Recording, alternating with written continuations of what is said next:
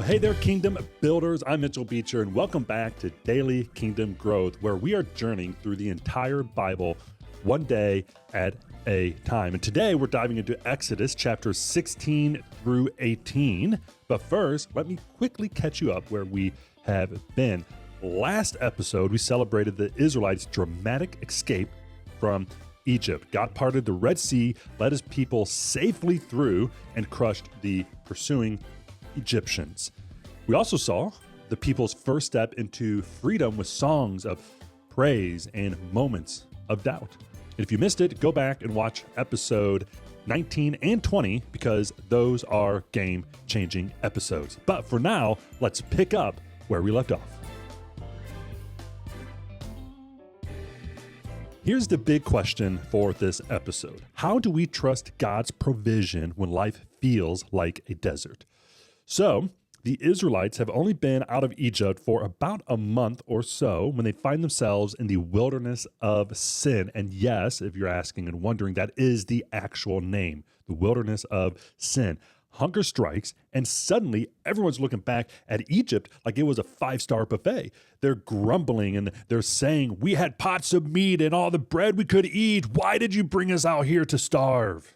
Exodus 16, verse 3. Now, instead of raining down fire for their lack of faith, God does something incredible. He rains down bread from heaven, manna. Every morning, the ground is covered with this fine, flaky substance. And people ask, what is it? Because it's literally what manna means.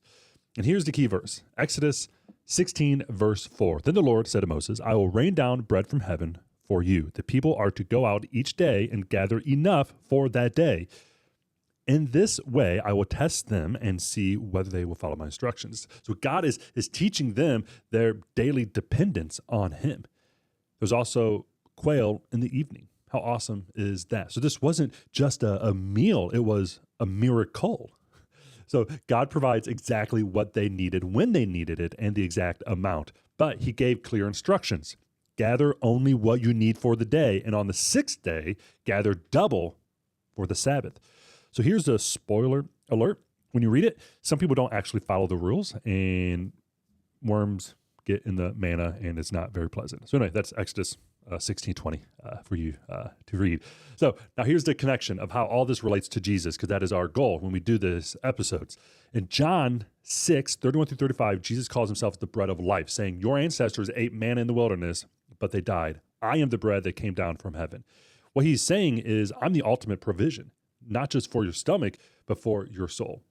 So fast forward to the next chapter, where we are now at Rephidim, and the people are thirsty. We're hungry, and now we're thirsty. So what do? Well, like anybody, they grumble again. But this time they're accusing Moses of bringing them out to die in the thirst. And Moses, he cries out to God, and God's response is powerful. God tells Moses to strike a rock at Horeb, and the water gushes out to satisfy the people. And what's fascinating is they actually think they found this rock. But anyway, you can go look that up and do the archaeological research on that. So the verse here is 17:6. "I will stand there before you by the rock at Horeb. Strike the rock and water will come out of it for the people to drink." So Moses did this right in the sight of the elders of Israel. Paul later tells us in 1 Corinthians 10, verse 4, that this rock symbolizes Christ. Just as water flowed from the rock to quench the physical thirst, Jesus provides living water to quench our spiritual thirst. And then we have the battle with the Amalekites. Joshua leads the fight, but the victory hinges on Moses holding up his hands. So when the arms grow tired, Aaron and Hur step in to hold them up. So when his arms are up, they're in victory. When they go down, they lose. So Aaron and Hur step in, they hold him up. And this is such a powerful image of community and support.